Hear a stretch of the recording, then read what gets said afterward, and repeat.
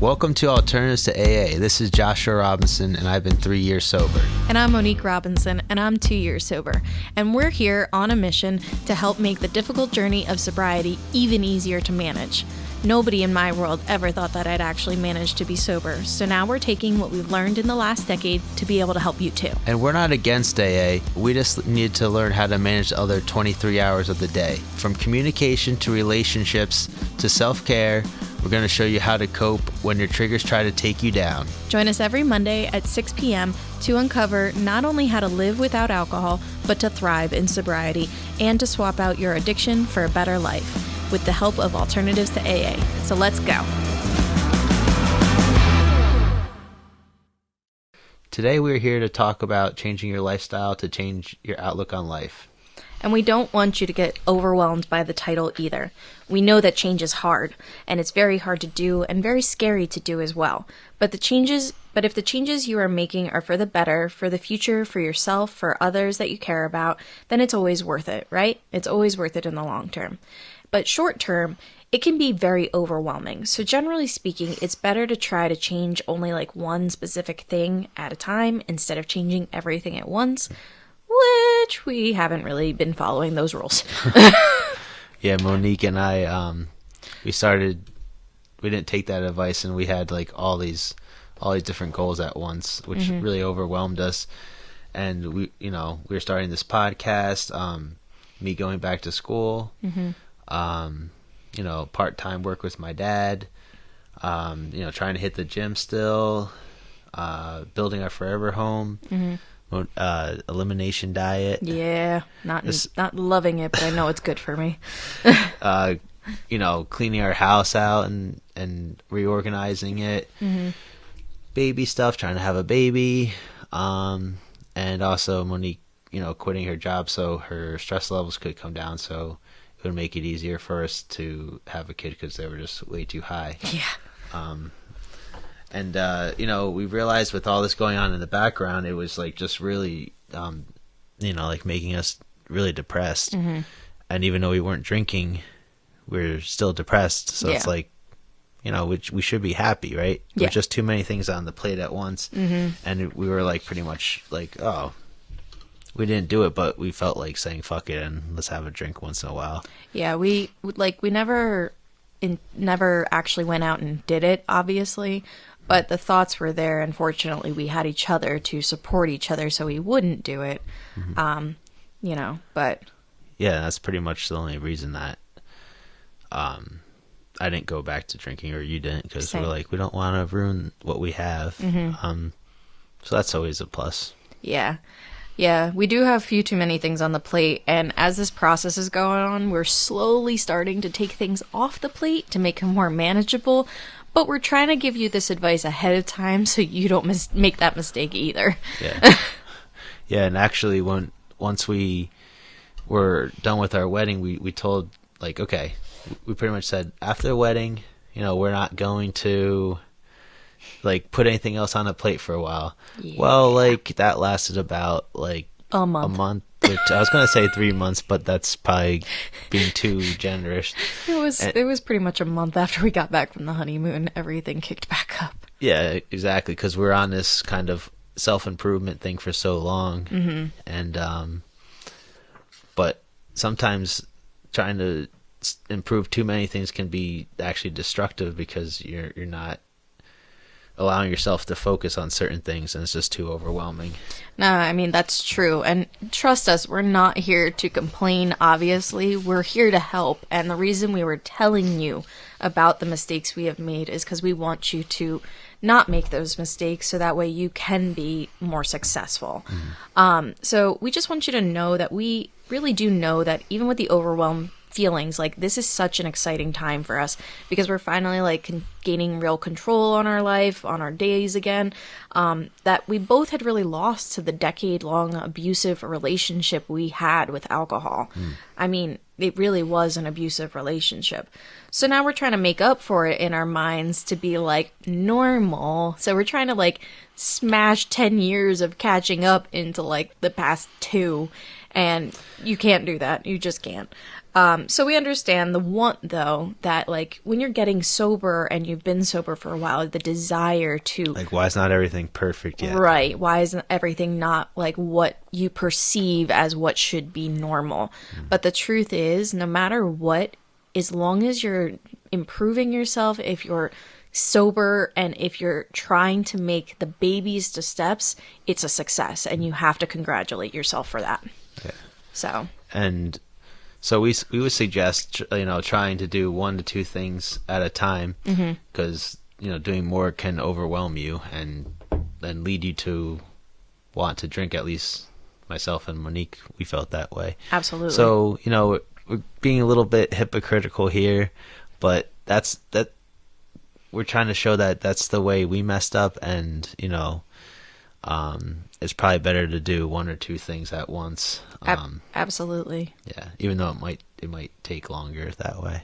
Yeah, it might take longer, but like you'll feel more confident with each step instead of like the chaos that we tend to have right now, that we are slowing down, but we do have a little bit too much chaos going on. Yeah, and you won't feel that overwhelmed feeling as much. That might make you want to drink, and not drinking is obviously the most important goal ever. So all the other goals are secondary goals to the main goal of just not drinking, because if you're drinking, everything else is screwed up. Yeah, So, you can't accomplish the other goals. So Yeah. if you're not sober, and changing your lifestyle over time really does help like your outlook on life. It helps you to lead one more of positivity, which also makes it easier not to pick up the bottle. Because truthfully, you pick up the bottle and alcohol's a depressant, so it will just keep bringing you more down. So changing that and changing one thing at a time really could lead you to more positive. Yeah, I was gonna say about the depressive thing. It's actually a stimulant for some people, but not everybody. So for me and Monique, it was also a stimulant, and that just made, you're like euphoric, and you actually could get more stuff done for a little bit, at least Little tiny bit. yeah, for like what, 10-20 minutes, and then you start crashing. But it is a stimulant for some people. Yeah.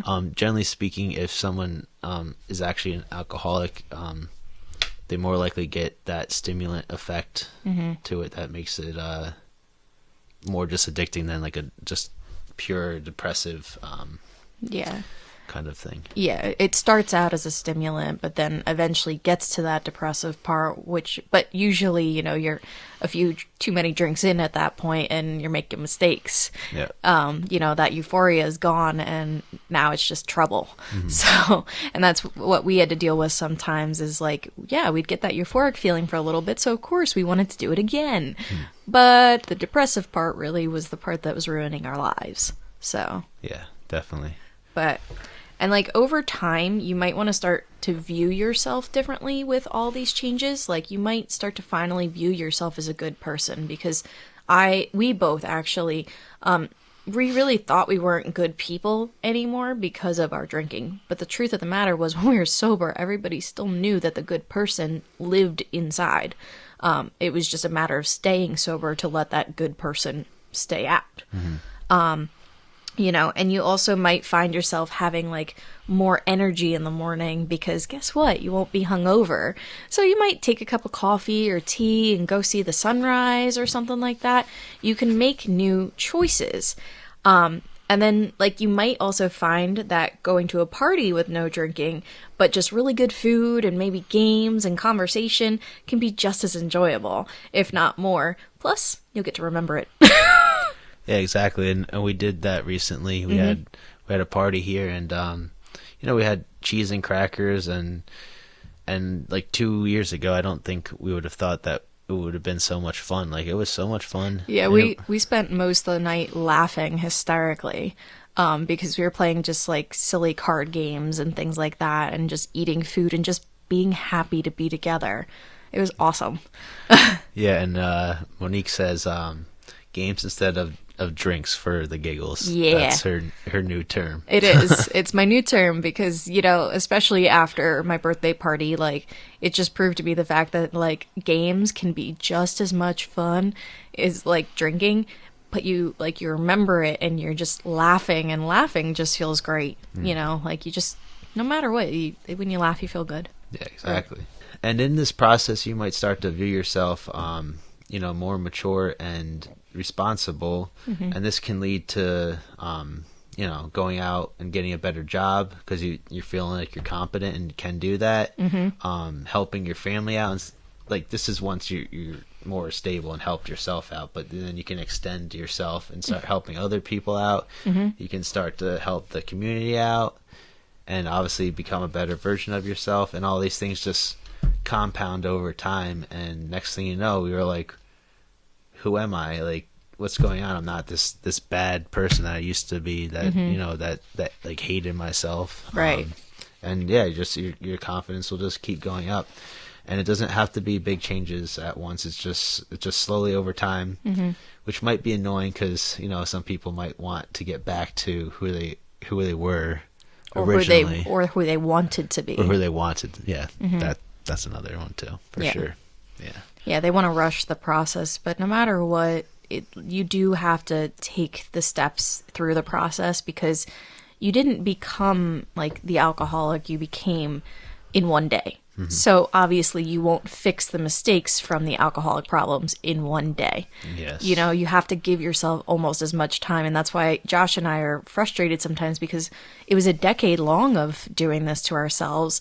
And, in the past, like 2 years for me, 3 years for him, we've been making like big changes, but like we've wanted to fix all the 10 years of mistakes in the 2 years. And that's just not possible. It's, so you have to give yourself patience with that. That would be my biggest advice with it. Just patience, take some deep breaths, and know the fact that like this is for the better. And you're on the right path. Yeah. You can know that. You can know, okay, I'm still on the right path. Like I know where this leads to good things. Yeah. So that's a plus. Yeah, and during it, like, you'll feel less selfish, which is like a great thing, obviously. But really, one of my favorite benefits of sobriety is people in general wanting to be around us more, wanting to spend time with us. That's been like one of my favorite things, because it's so nice to be around the people I love and the people I care about just comfortably, and no one's like, how you doing today? And like, asking you the questions that they're like, without saying it, but asking, are you going to drink today? Like, it's so nice not to get those kind of questions anymore. Just actually wanting to know, hey, what's new? Yeah. Casual. Yeah, what's up? It's so much better. Yeah, like, I mean, the other day I had to go get my brother, and like we were at our friend's house, and as I was driving, I was like, oh, Monique's by herself. And, our friend, he still drinks. And, like, I was like, oh, hold on, like, should I be worried about this? But then I'm like, no, it's okay. Yeah. Because you've got to that point where. Yeah, at this point, like, I'm comfortable and confident, but if it was a year ago even, that might have been a little dicey. Yeah. Because it took me 10 years to get past the year mark. I was the queen of, like, 10 months, 11 months. That was my sobriety terms, and then, like, break. So getting past a year was a really big deal for me. But still at a year, I was still very fragile, and sometimes I still am, like, it's not a perfect process. Like Josh and I were talking about earlier, if you overwhelm yourself too much, you could fall back into those bad habits, which is why we're trying to tell you, take it one step at a time. You might not have, like, I just thought of this, like, you might not have the willpower, like, right. You spread yourself so thin, and you're focusing so hard on these things, and then, when that urge comes, you might not have the energy or strength to fight it off, and it just, like, kind of overtakes you. And everyone that's an alcoholic has been through that before. Oh yeah, it's like the most common thing, and everyone's like, why did you drink? It's like, are you fucking serious? Like, this it's not something you can stop, even if you have a lot of willpower. It overtakes you. You're, like in AA it says you're helpless to it. You really are. True. So it's best not to even try to test it. Yeah. Yeah, like we purposely, like, for a while weren't going to situations where somebody might be drinking Yep. because we didn't want like the trigger to be happening. And it still does sometimes, like, you know, we'll still get triggered every once in a while, like wishing we could join in. Every time like we go over and somebody else is drinking, I just like, I don't know if anyone's experienced this, but like I'll just like look at drinks and just like stare at them like I'm in love or something. It's so weird. But like, and I'm like, are people catching on to this? I hope not, because I like be in a like a daze and just literally be looking at a glass of wine for like 30 seconds or a minute. Mm-hmm. And We've like, both done that. yeah, and I'm like what is going on here? Yeah.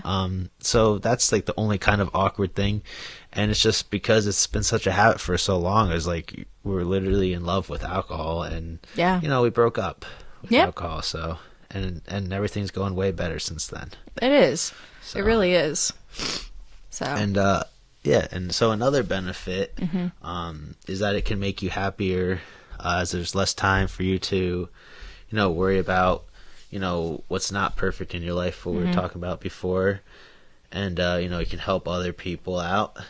And we just wanted to you to know that we are planning on giving more specific lifestyle changes that you can make in the future. In future videos, we will talk about all those things. Yeah, we just wanted you to have an opportunity to really think about like what we were talking about, what kind of changes like you might make. And like questions you can ask yourself to help with that is literally like, what makes you happy? Just think about that. What made me happy as a child? Because sometimes you can bring some of those things that you loved as a kid, like being out in nature or playing baseball or something like that. Sometimes you have the ability to bring those things back. And then also, what would make me happy in the future? Give yourself something to look forward to, something that you care so much about that, like, you know, you couldn't do until like your sobriety. Like for me, truthfully, I've always wanted to be a mom. So my desire to be a mom is strongly overriding my desire for alcohol. So it's a big help to have those kind of things. That is true. And so we just wanted to leave you with those thoughts, and we would love to hear if you had any comments, suggestions about like things that we could talk about. Mm-hmm. And we hope to see you soon. Yeah. Bye. Bye. Thanks for listening to Alternatives to AA. If you would like to contact us directly, please shoot us an email at alternatives2aa2021@gmail.com. We also hope that you continue to join us on Mondays at 6 p.m. You can watch us live on YouTube. You can subscribe to us that way as well. You can leave us a 5-star rating and follow us on Spotify.